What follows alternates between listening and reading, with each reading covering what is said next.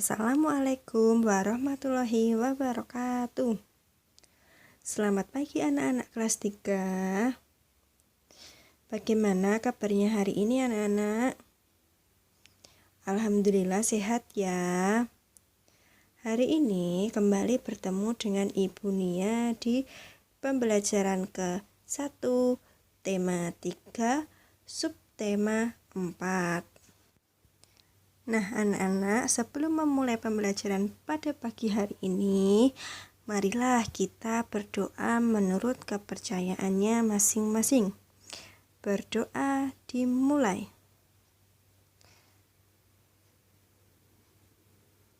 Selesai. Anak-anak kelas 3, kemarin kita sudah belajar mengenai perubahan wujud benda. Hari ini kita akan belajar mengenai teks informasi pembuatan garam. Lalu kita akan belajar mengenai konvensi satuan waktu. Dan yang terakhir kita akan belajar mengenai teknik melipat. Nah, sebelum pembelajaran dimulai, ayo anak-anak persiapkan dulu bukunya, alat tulisnya ya. Nah, jangan lupa kita harus semangat dalam belajar. Nah anak-anak, ayo kita membaca bersama-sama tentang teks pembuatan garam. Bertani garam. Garam dihasilkan dari air laut. Di pinggir pantai, petani garam membuat ladang garam. Ladang garam ini berbentuk tambak-tambak untuk menampung air laut. Ladang garam terbentang luas di pantai yang tidak memiliki banyak sungai. Contohnya di pantai utara Pulau Jawa, Madura, Sumatera, Sulawesi, dan pantai-pantai di daerah Nusa Tenggara. Bagaimana proses menghasilkan garam? Pertama, petani menyiapkan petak-petak tambak. Tanah di dalam petak tambak terlebih dahulu harus dipadatkan. Setelah tambak garam dibuat, lalu diisi air laut dengan kedalaman tertentu. Air laut yang terkena sinar matahari akan menguap dan meninggalkan kristal-kristal garam. Untuk mendapatkan lapisan garam yang tebal, setiap hari harus ditambah air lautnya. Hal ini untuk menggantikan air laut yang menguap. Setelah sekitar 210 hari atau setelah musim kemarau berakhir, lapisan garam di dasar tambak pun harus segera dipanen. Menannya jangan menunggu musim hujan tiba. Mengapa? Sebab kualitas garam akan menurun atau tidak bagus. Garam-garam setelah dipanen lalu dijual ke pabrik untuk ditambah zat iodium dan dikirim ke daerah-daerah. Nah, anak-anak, dari wacana di atas adakah yang ingin ditanyakan? Sudah jelas ya anak-anak? Baik, kita lanjut untuk menjawab pertanyaan berikut. Ayo kita jawab bersama-sama ya anak-anak. Nomor 1, bahan dasar pembuatan garam adalah A. Pasir, B. Air laut, C. Air biasa. Jelas jawabannya adalah B. Air laut. Kedua, contoh daerah penghasil garam di Indonesia adalah A. Pulau Kalimantan, B. Pulau Bali, C. Pulau Sulawesi. Ya, jawabannya pasti C. Pulau Sulawesi. 3. Proses perubahan wujud yang terjadi pada pembuatan garam adalah A. Menguap, B. Membeku, C. Mencair. Ya, jawabannya A. Menguap. Lanjut, nomor 4, pernyataan yang benar adalah A. Air menguap karena terkena sinar matahari. B. Agar garam yang dihasilkan bersih, air laut harus ditambahkan setiap hari. C. Agar kualitasnya bagus, garam harus dipanen saat musim penghujan. Ya, jawabannya jelas. Ya anak-anak, karena kalau yang B itu agar garam yang dihasilkan bersih itu tidak perlu ditambahkan setiap hari ya. Lalu yang C, agar kualitasnya bagus, garam harus dipanen saat musim kemarau, bukan musim penghujan ya anak-anak. Nah, lanjut yang kelima, waktu yang diperlukan untuk memanen garam adalah, ayo berapa anak-anak? Ya, 210 hari. Anak-anak, setelah kalian memahami tahapan membuat garam, sekarang kalian harus membuat cerita bergambar mengenai proses pembuatan garam. Nah, nanti ditempelkan di buku tugas seperti ini ya anak-anak.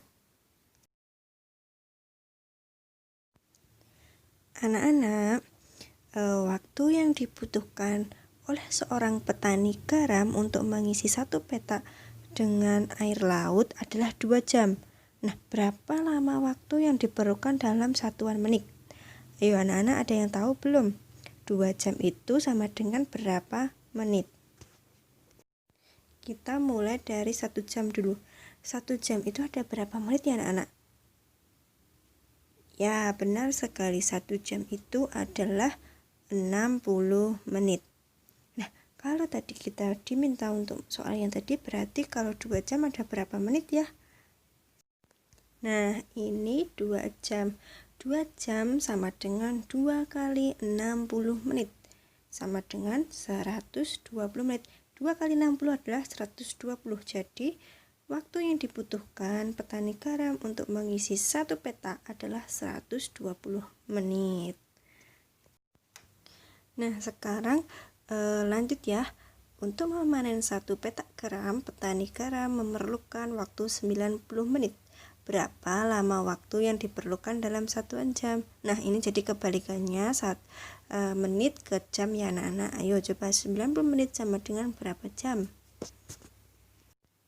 Nah, jadi ini anak-anak jawabannya 90 menit. Nah, 1 jam itu tadi ada 60 menit. Tulis dulu 60 menit.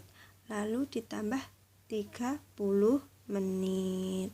Jadi kan 60 tambah 30 90. Berarti kalau dalam jam itu 1 jam 30 menit. Jadi waktu yang dibutuhkan untuk memanen satu petak garam adalah 1 jam 30 menit. Gampang ya anak-anak. Setelah memanen garam, petani membawa garam hasil panen ke pabrik. Waktu yang ditempuh petani menuju pabrik dengan berjalan kaki adalah 1 jam 20 menit. Berapa lama waktu yang dibutuhkan dalam menit? Nah, ini berarti 1 jam 20 menit diubah ke satuan menit. Ayo, berapa anak-anak? Nah, ini jawabannya ya anak-anak. 1 jam 20 menit itu tadi 1 jam sama dengan 60 menit. 60 menit ditambah 20 menit sama dengan 80 menit. Jadi waktu yang diperlukan oleh petani ke pabrik adalah 80 menit. Begitu ya anak-anak, sangat mudah ya. Nah, anak-anak nanti untuk latihan di rumah coba kerjakan soal-soal berikut ini ya. Nanti dikerjakan di buku tulis, nanti Ibu share bukunya soalnya di WhatsApp grup ya anak-anak.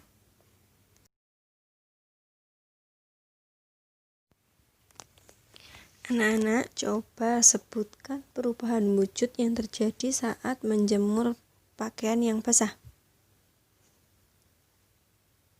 Ya, benar sekali. Adalah penguapan. Sama seperti proses pembuatan garam, baju mengering karena air dalam baju yang basah menguap terkena panas matahari. Setelah baju mengering, lipatlah dengan rapi dan susunlah di lemari.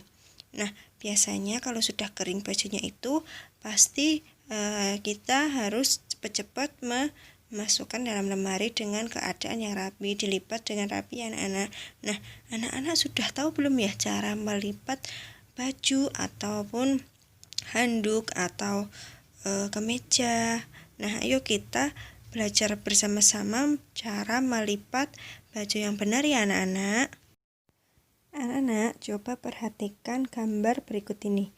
Nah, ini itu adalah cara melipat baju yang benar. Ini ada langkah-langkahnya dari nomor 1 sampai 7 adalah langkah-langkah untuk melipat baju yang baik dan benar. Yang pertama, bajunya ditaruh dulu, atau ini kaos ya. Lalu langkah yang kedua adalah lipat bagian paling bawah ke atas, lipat sedikit saja. Lalu yang ketiga, lipat bagian kiri kaos.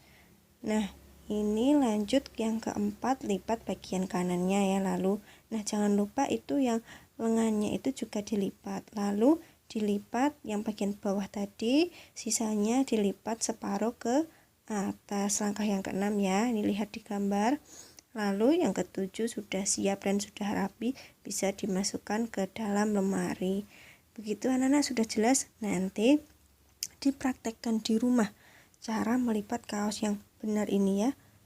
Nah, begitu. Nah, di sini adalah gambar yang kedua, yaitu teknik melipat kaos dengan cara yang cepat, lebih praktis. Nah, ini alternatif dari melipat kaos yang tadi anak-anak. Nah, yang langkah yang pertama tuh bajunya ditaruh dulu. Lalu yang kedua, pilih tengah-tengahnya itu, di tengah-tengah itu pokoknya pilih tengah-tengah kaosnya, lalu langsung ditarik saja, langsung diputar gitu. Nah, itu langsung jadi di langkah kelima, lalu dirapikan di langkah keenam dan sudah jadi. Nah, sangat praktis sekali anak-anak cara melipat kaosnya. Nah, nanti anak-anak jangan lupa dipraktekkan di rumah cara melipat kaos yang tadi yang benar. Nah, lalu yang kedua yang alternatifnya ini yang langkah-langkah yang sangat cepat dan praktis sekali ini.